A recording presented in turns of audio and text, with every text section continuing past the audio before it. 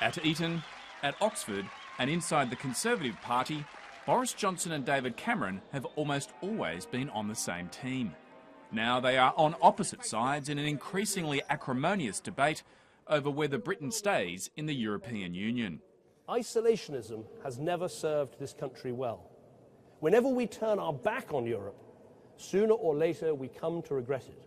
I don't think the Prime Minister can seriously believe that leaving the EU would trigger war on the European continent. Boris Johnson wants out, and he's gone as far as describing the Prime Minister's arguments for staying in as demented.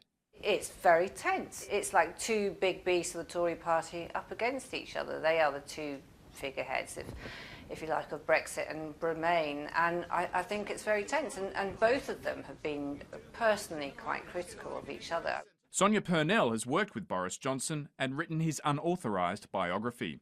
On the day when Boris decided that he was going to, or announced that he decided that he was going to back Brexit, he gave David Cameron 9 minutes notice. He sent him a text saying what he was going to do. I don't think that shows the hugest amount of respect. But at least one politician is loving every moment of this. Are you enjoying watching Boris Johnson and David Cameron go each other over the issue of Brexit? It's great fun. It's great fun. And if you win, is David Cameron finished? Toast. Gone within days. Let's hope so. At the premiere of Brexit the movie in Leicester Square, where politicians were unusually treated like movie stars, Tory MPs were happy to portray their Prime Minister as a fool. What the Prime Minister's been saying about us going to war is demented, and we are not going to war if the UK leaves the European Union. And the sort of plague of frogs and death of the firstborn they're threatening us with is becoming really very silly. But away from the showbiz hype of Leicester Square, Alberto Costa, a Tory MP who wants to stay in the EU, doesn't see this argument as harming the party. I don't think there is any disunity here. We're politicians, we agree on a whole range of issues as a Conservative Party, but we are one broad church. And within that broad church there are differing views. But the Prime Minister recognises the dangers of all this public squabbling between Conservative Party figures.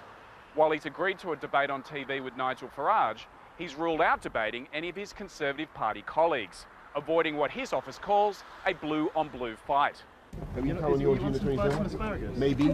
Come on, Boris, let's buy some asparagus. Boris Johnson is one of around 130 Conservative MPs who say they want to exit the EU. But there's a lingering question. Does he believe what he's campaigning for? Or does he just see it as his big chance to replace David Cameron as Prime Minister? Until just before he announced that he was going to back Brexit, he was telling people, I'm no outer.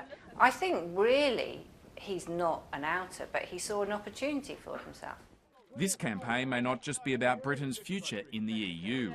It could also determine the political futures of Boris Johnson and David Cameron. Steve Kinane, ABC News, London.